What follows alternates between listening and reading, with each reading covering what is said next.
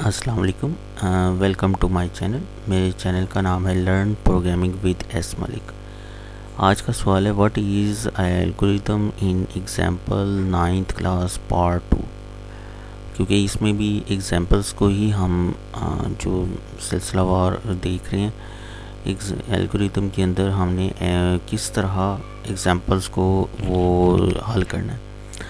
To assign grade to a subject based on the achieved marks के marks के ज़रिए वो आपने ग्रेड को परसेंटेज के ज़रिए आपने ग्रेड को असाइन करना है। स्टेप 1 में है स्टार्ट, स्टेप 2 में है इनपुट नंबर्स, ऑब्टेन मार्क्स कामा टोटल मार्क्स।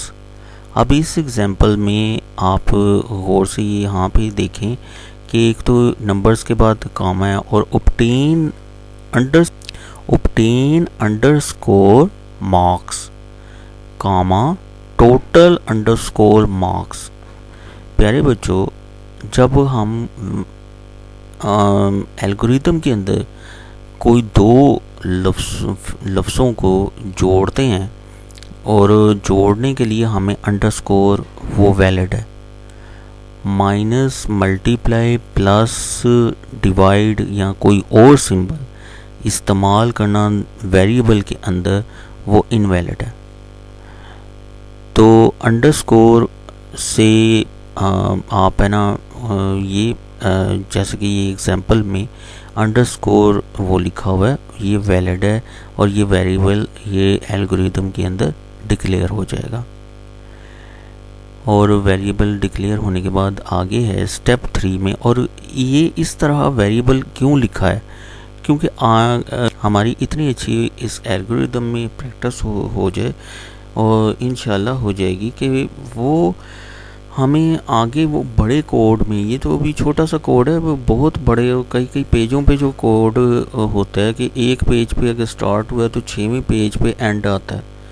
वो एल्गोरिथम का एंड है ना 6वें पेज में आता है। तो उस तरह के कोड्स में हमें है ना वो वेरिएबल का अगर नाम आपने शुरू में ऐसे नहीं लिखा अंडरस्कोर के ज़रिए कि जो हम मानी हो, और वेरिएबल का नाम ही देखते हुए आपको पता चल जाए कि वेरिएबल किस मकसद में के लिए रखा गया है और ये डिक्लेयर किया गया है और उसको क्या फ़ायदे लेने हैं उस वेरिएबल से। तो जब आपको उसके नाम से वो डिक्लेयर वो मालूम ना हो तो वो फिर एंड बड़े कोडों में बड़ा मसला बन जाता है। तो ये था आपको इस के अंडरस्कोर क्यों इस्तेमाल किया। स्टेप 3 में set percentage to obtain marks over total marks multiply 100। If step 4 में if percentage greater than 18 set grade to A plus. अगर ए 80 से बड़ा हो, 80 से बड़ा हो परसेंटेज की वैल्यू, यानी कि 81, 82, 83, 80 नहीं होगा दोनों वो, क्योंकि इक्वल टू नहीं लिखा हुआ। सेट ग्रेड कर देगा फिर 80 से अगर बड़ा हो तो उस सेट ग्रेड में वैल्यू वो ए प्लस इनिशलाइज कर देगा, ग्रेड के अंदर सेट कर देगा। एल्स इफ परसेंटेज अगर ग्रेटर देन है 70 से तो ग्रेड टू ए कर दे। एल्स इफ परसेंटेज अगर 60 से तो सेट ग्रेड टू बी कर दे।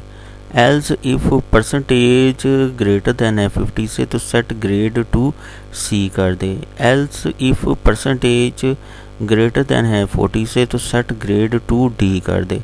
एल्स इफ परसेंटेज अगर ग्रेटर देन है 33 से तो सेट ग्रेड टू ई कर दे। Else set grade to F कर दे। यानी कि एंड पे अगर ई नहीं है तो वो एफ को ग्रेड के साथ इनिशलाइज कर दे। अब इसमें एक बात आप गौर से देखें कि परसेंटेज का जब भी कोई एक इफ़ एल्स या एंड पे एल्स कोई एक दफ़ा वो ग्रेड में ए बी या सी या डी कोई एक वो ग्रेड आएगा, अदरवाइज़ और कुछ भी ये नहीं कि वो सारी बारी बारी वो चेक हो, और वो नहीं।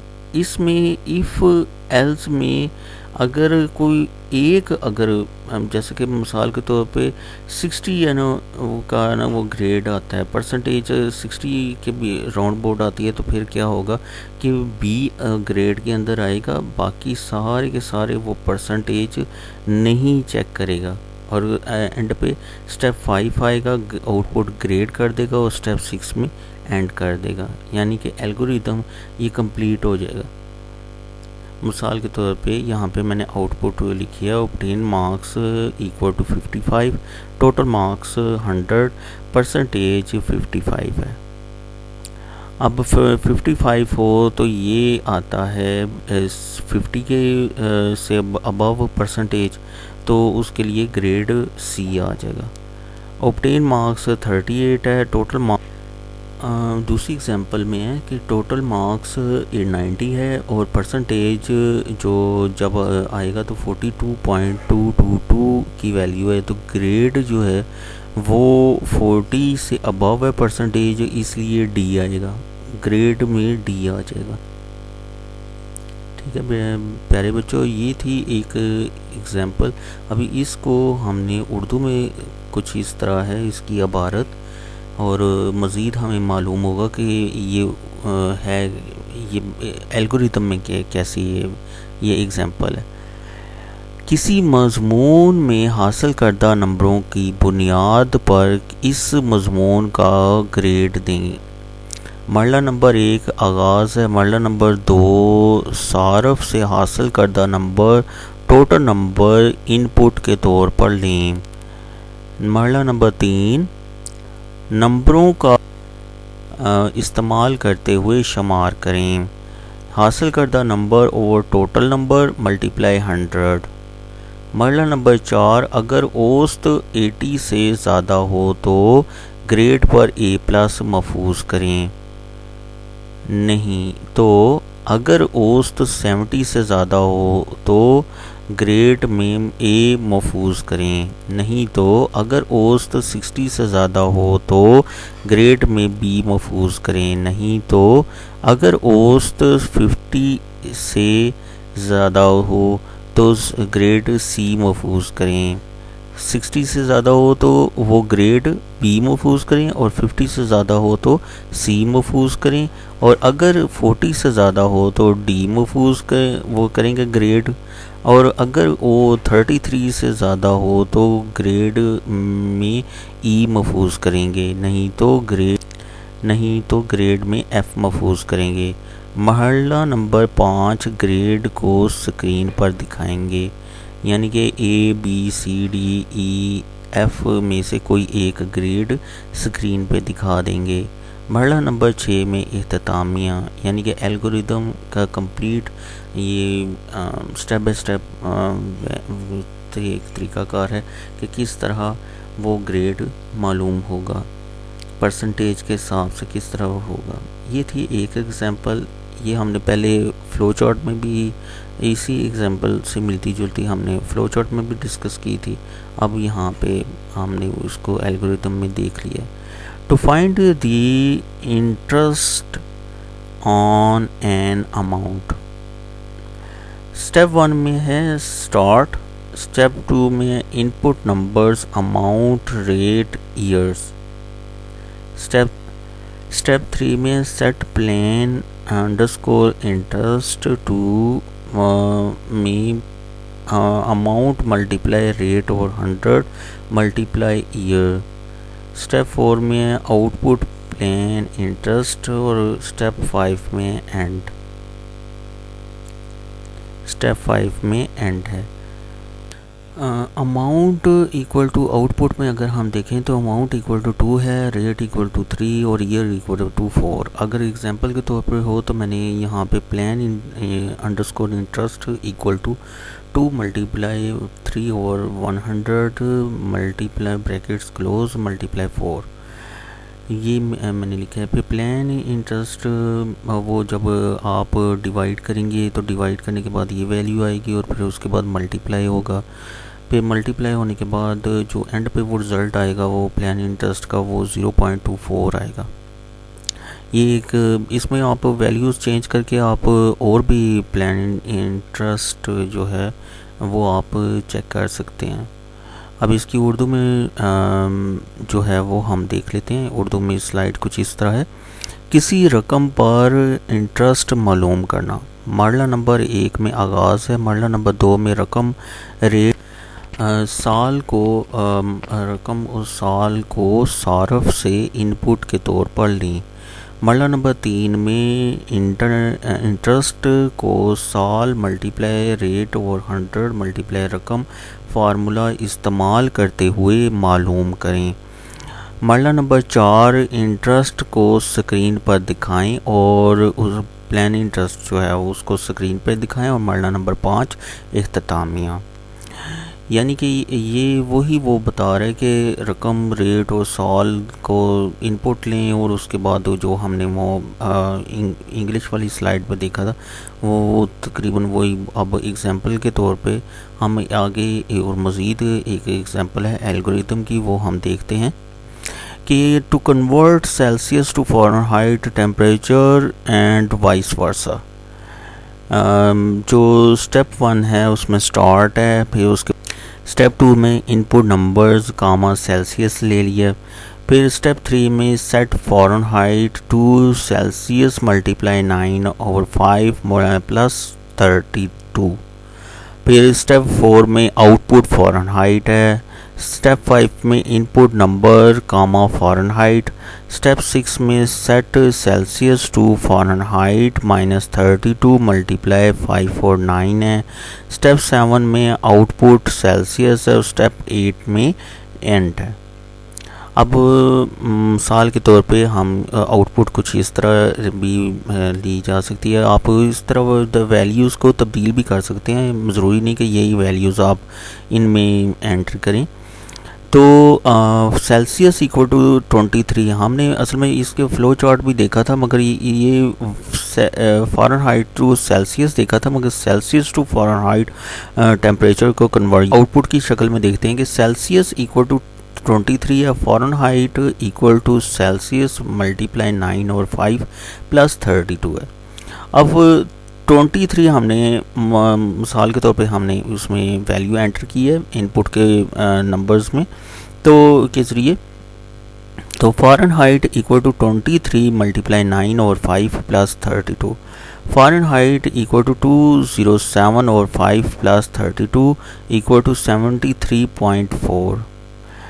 फ़ारेनहाइट इक्वल टू 73 है। Celsius equal to Fahrenheit -32 multiply 5 और 9 है।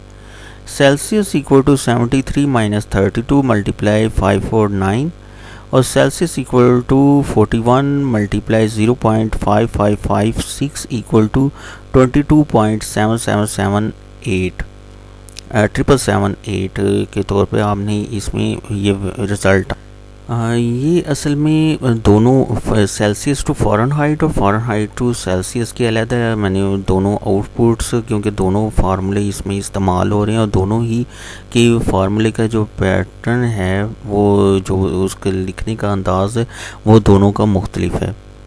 फ़ारेनहाइट टू सेल्सियस करते हुए भी उसका वो फार्मूला तब्दील है और सेल्सियस टू फ़ारेनहाइट करते हुए भी उसका फार्मूला वो तब्दील कर दिया गया है, तब्दील है। अभी इसके उर्दू में हम स्लाइड देख लेते हैं। कुछ इस तरह है कि दर्जा हरारत को सेल्सियस में से फ़ारेनहाइट स्केल में और फ़ारेनहाइट को सेल्सियस में तब्दील करें। मरला नंबर 1 आगाज़ है। मरला नंबर 2 सारफ से सेल्सियस स्क्रीन में दर्जा हरारत इनपुट के तौर पर लें। मरला नंबर 3 फ़ारेनहाइट को सेल्सियस मल्टीप्लाई फार्मूला इस्तेमाल करते हुए शुमार करें। मरला नंबर 4 फ़ारेनहाइट को स्क्रीन पर दिखाएं। मरला नंबर 5 सारफ से दर्जा हरारत फ़ारेनहाइट स्केल में इनपुट के तौर पर लें। और मरला नंबर 6 सेल्सियस फ़ारेनहाइट -32 मल्टीप्लाई 5 और 9 फार्मूला इस्तेमाल करते हुए शुमार करें। मरला नंबर 7 सेल्सियस को स्क्रीन पर दिखाएं। और मरला नंबर 8 इख्तितामिया है। यानी कि ये वही सेल्सियस जो हमने फ़्लो चार्ट में भी देखा था, मगर आप अगर फ़्लो चार्ट में फ़ारेनहाइट टू सेल्सियस की भी प्रैक्टिस करें तो वो भी आपके लिए मुफीद होगी। एक फार्मूले को तो आपने देख लिया, मगर उसको ही उसी में ही दूसरे फार्मूले को भी एंटर करके आप उसको रिज़ल्ट भी फ्लो चार्ट की शक्ल में भी देख सकते हैं। अगली एग्जांपल है, नेक्स्ट एग्जांपल एल्गोरिदम की, where n2 is greater than n1।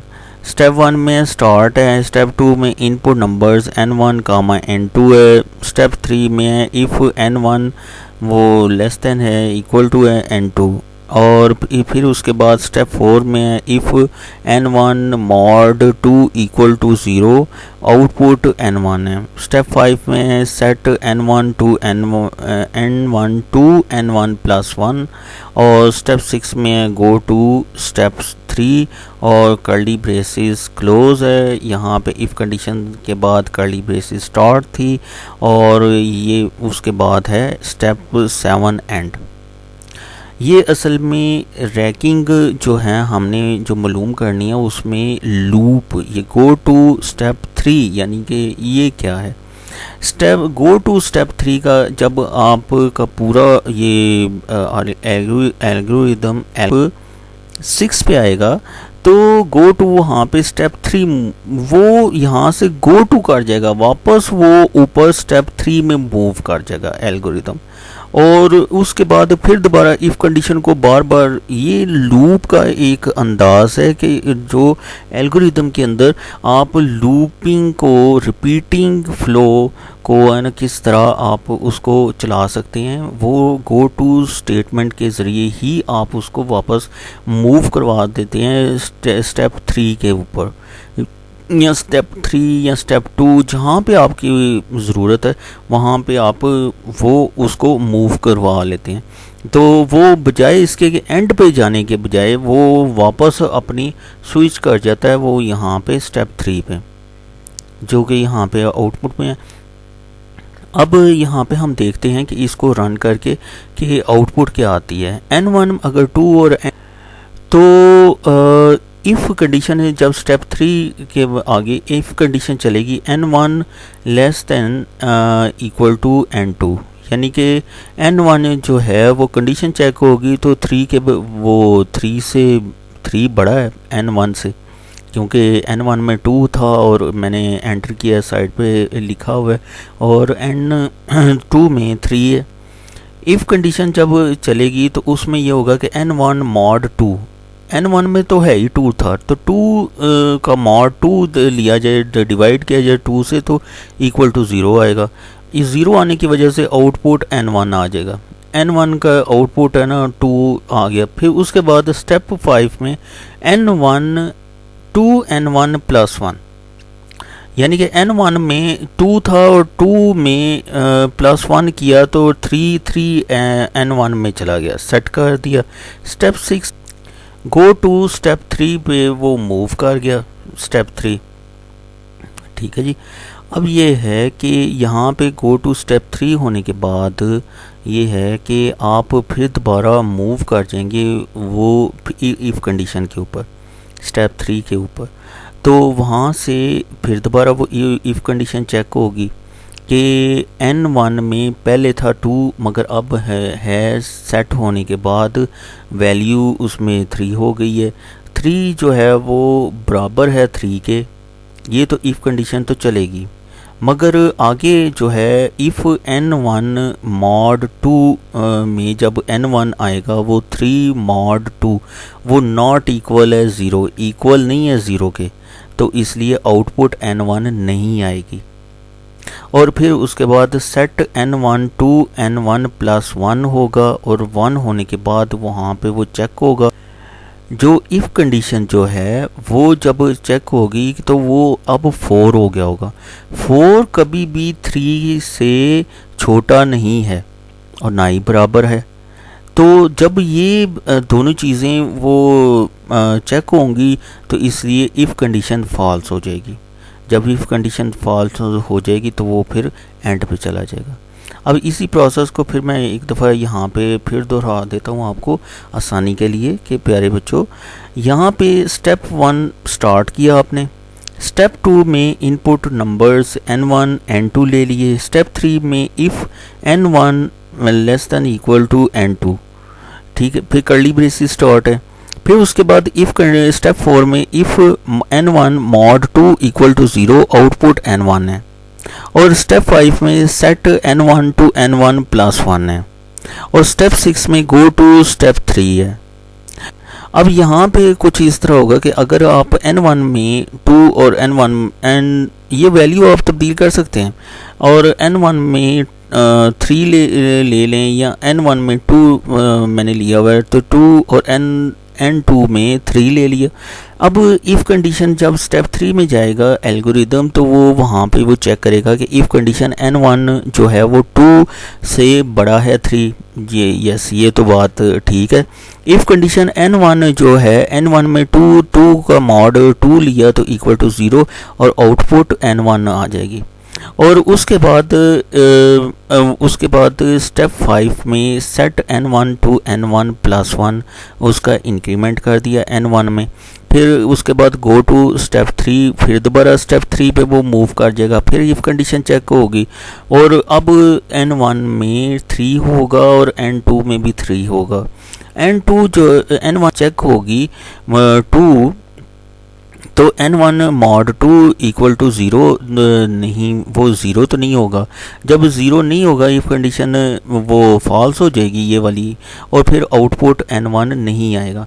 अच्छा, एक बात मैं आपको बता दूं कि यहाँ पे कर्ली ब्रेसेस से ये इफ़ कंडीशन के तो स्टेप 3 के आगे ये लिखा हुआ है कि वो उसकी वो बॉडी है, मगर इफ़ कंडीशन के स्मॉल ब्रेसेस के आगे अगर जैसे कि आउटपुट n1 लिखा हुआ है, तो एक स्टेटमेंट जो होती है वो ये वाली इफ़ कंडीशन वो उसकी बॉडी समझी जाती है एल्गोरिदम में। और बाकी जो है ना वो बाहर वाली वो जो इफ़ कंडीशन है जिसको कर्ली ब्रेसेस स्टार्ट और एंड है, वो स्टेप 6 के बाद, तो वो स्टेप 6 में तो वो उसकी बॉडी समझी जाएगी। इफ़ कंडीशन n, ये आउटपुट n1 जो है वो सिर्फ if n1 mod 2 equal to 0 के अंदर है, वो बाहर वाली जो इफ़ कंडीशन है उसके अंदर नहीं है। अगर ये कंडीशन ट्रू होगी तब ये आउटपुट आएगी, अगर ये ट्रू नहीं होगी तो तब आउटपुट नहीं n1 आएगी, n1 नहीं देगा वो।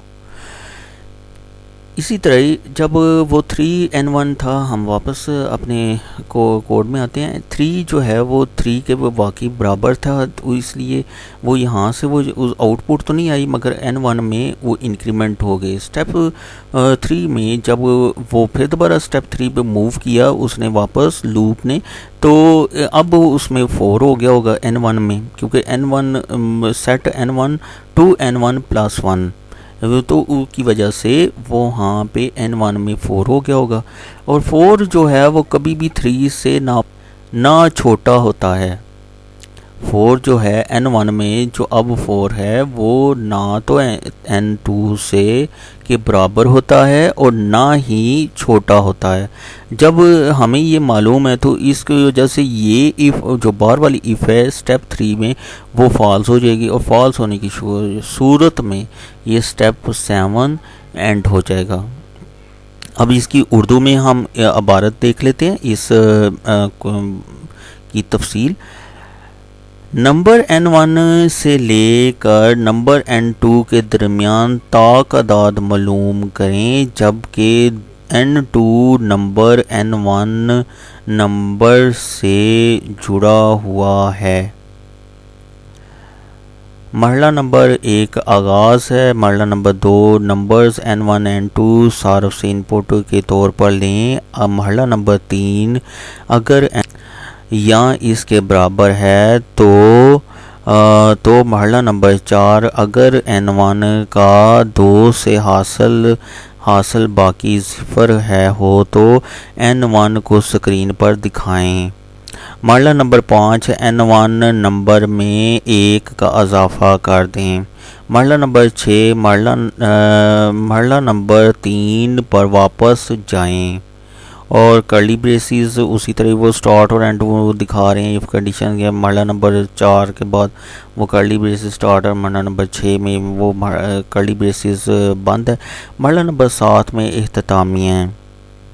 ठीक है, अब ये है कि मरला नंबर 1 में आगाज़ है और उसके बाद वो step by step N1 N2 है और N1 नंबर से छोटा है या इसके बराबर हो है, तो फिर उसके बाद अगर N1 का जो है वो वैल्यू बकाई हासिल जो ज़रब करने के बाद मॉड लेने के बाद जो 0 के बराबर होता है तो N1 को स्क्रीन पर दिखा दें, फिर उसके बाद N1 के में 1 का इजाफा कर दें और फिर दोबारा वापस वो मरला नंबर 3 पे चला जाए, तो उसके बाद है इख्तिताम मरला नंबर 7 पे। उम्मीद है कि आज का लेक्चर आपको पसंद आया होगा और अगले लेक्चर तक खुदा हाफिज़।